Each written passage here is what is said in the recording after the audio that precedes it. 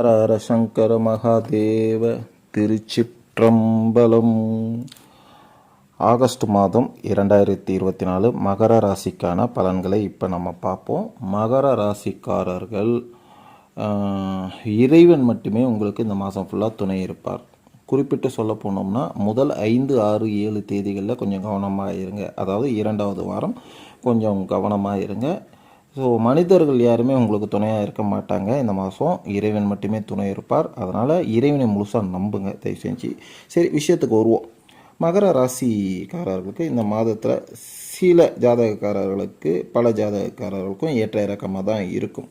வெவ்வேறு சந்தர்ப்பங்களில் ஒருவருக்கு கவனமாகத்தான் இருக்கணும். ராசி அதிபதி 2ஆம் வீட்டிலும் வக்ர நிலையில் இருப்பதால் உடல் நலனில் அக்கறை எடுத்து சரியான கவனம் செலுத்துங்க. அத்தகைய சூழ்நிலையில் சுக்கிரன் 8வது வீட்டில் இருப்பதால் உங்கள் ஆரோக்கியத்தை கெடுத்துக்கொள்ள வேண்டாம். சரியா? மாணவர்களுக்கு இது தகுந்த மாதம்தான். சரியா? படிங்க, நிறைய படிங்க. ஆய்வு சார்ந்த விஷயங்கள் எல்லாம் சொந்தமாக உங்களால் இயன்ற அளவுக்கு செய்யுங்க. நிறைய வெற்றி உங்களுக்கு கிடைக்கும். சரியா? உழைப்பில் கவனமாக இருங்க. சரியான முயற்சிகளை செய்யும்போது வெற்றி தன்னால் வரும். குடும்ப உறவுகளுக்கு இந்த மாதம் நடுநிலையாக தான் இருக்கும். புரிதல் தான் உங்களுடைய அடுத்த நிலைக்கு கொண்டு போகும். சரியா? புரிதல் இல்லைன்னா எதுவுமே சரியாக இருக்காது. அதனால் புரிதலோடு வாழுங்க. கோபம்லாம் வேண்டாம். கோபத்தெல்லாம் கொஞ்சம் தூக்கி போடுங்க. கோபத்தை வச்சிங்கன்னா தீங்கு தான் விளைவாக இருக்கும். சரிங்களா? அதனால் கொஞ்சம் கவனமாக இருங்க. ஒருவருக்கு ஒருவர் அன்பான வார்த்தைகளில் ஒரு நட்பு உறவோடு ட்ராவல் பண்ணுங்க. சரியா? ஸோ அது இந்த மாதம் பார்த்திங்கன்னா நடுத்தர மாதம் தான். மாதத்தின் முதல் பாதி பலவீனமாக தான் இருக்கும். எனவே இது குறித்து கவனமாக இருங்க. மாதத்தின் முற்பகுதியில் சூரியன் 7வது வீட்டில் இருப்பதால் எந்த விதமான சச்சரவுகளும் பெருசாக இருக்காது. ஈகோ மோதல்களை தவிர்க்க முயற்சி செய்யுங்க. ஈகோ மோதல் தான் உங்களுக்குள்ளே வந்து சேரும். அதனால் தவிருங்க. மாதத்தின் பிற்பகுதி ஜாதகக்காரர்களுக்கு வாய்ப்புகள் வந்து சேரும். ஸோ ஏற்றத்தாழ்வுகள் இருக்கும். சரிங்களா? மாதத்தோட கடைசி வாரத்தில் அது மேம்படும். நிலைமைகள் சீராக மேம்படும். உத்தியோகத்தில் மாற்றம் ஏற்பட வாய்ப்பு உண்டு. வணிக உலகில் மக்கள் அரசாங்கத்துறையால் ஆதாயம் அடைவீங்க. அரசாங்கத்துறையுடன் ஜாதகக்காரர்கள் கூட்டுறவு வணிக வெற்றியை ஏற்படுத்தும். கருத்தில் பிடிவாதமாக இருங்க. குடும்ப வாழ்க்கையில் மகிழ்ச்சி மற்றும் அமைதியான வாய்ப்புகள் உள்ளன. நிதி வெற்றிக்கான வாய்ப்பு உள்ளது. ஆகையால் செலவீனங்களை கொஞ்சம் கட்டுக்கோப்போட வச்சிங்க. சரிங்களா? நல்ல நிதி வருமானம் வரும். அதே சமயத்தில் செலவீனமும் வரும்.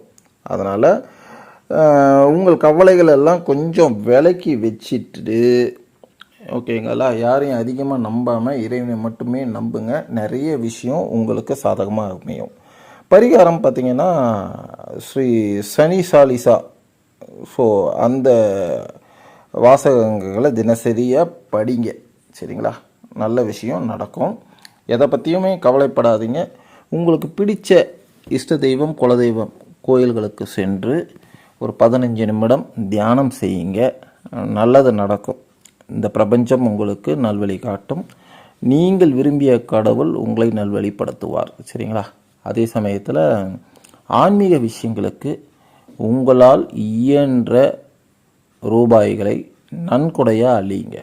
ஸோ அது உங்களுடைய கர்மாவை கொஞ்சம் கொஞ்சமாக மாற்றும், கரைக்கும். சரியா? எண்ணிக்கை முக்கியமல்ல, எண்ணம் தான் முக்கியம். நீங்கள் ₹1 கொடுத்தீங்கன்னா அதுலேருந்து 10 மடங்கு வரும். நீங்கள் ₹100 கொடுத்தீங்கன்னா அதுலேருந்து 10 மடங்கு வரும். ₹1000 கொடுத்தீங்கன்னா அதுலேருந்து 10 மடங்கு வரும். ஏதோ ஒரு ரூபத்தில் அந்த இறைவன் உங்களுக்கு திரும்ப அதை ரிட்டர்ன் கொடுப்பார். எண்ணம் தான் வாழ்க்கை. நீ ஒருத்தவனுக்கு வாங்கி ரோட்டில் போகிறவனை கூப்பிட்டு வச்சு வைன் ஷாப்பில் தண்ணி அடிக்கிறதும் ஊர்வம்பு இழுக்கிறதும் இழுத்தினா அதுதான் முடிவாக அமையும். அதே கூப்பிட்டு அன்னதானம் பண்ணுங்க. ஒருத்தனை கூப்பிட்டு வச்சு பசியாத்துங்க. ஆடை வாங்கி, எதுவுமே இல்லாத ஒருத்தனுக்கு ஆடை வாங்கி கொடுங்க. உடுத்த உடை வாங்கி கொடுங்க. கோயிலை கட்ட ஏதோ ஒரு தானம் செய்யுங்க. பசுமடத்துக்கு செய்யுங்க. கோயில் கட்டுமான பணிக்கு கொடுங்க. கோயில் சிற்ப வேலைக்கு கொடுங்க. ஆன்மீக விஷயங்கள் எதுவாக இருந்தாலும் ஆன்மீக விஷயங்களுக்கு உங்களால் இயன்ற சிறு நன்கொடை, வெளியில் தெரியாமல் ஒரு ₹100 கொடுத்துட்டு ₹1,00,000 விளம்பரம் பண்ணாதீங்க. ஆத்ம திருப்திக்கு கண்ணுக்கு தெரியாமல் ஒரு நன்கொடை அழிங்க. இறைவன் உங்களுக்கு பல ரூபத்தில் திரும்ப தருவார். சரிங்களா? உங்களுடைய நம்பிக்கை எந்த சூழ்நிலையிலும் வீண் போகாது.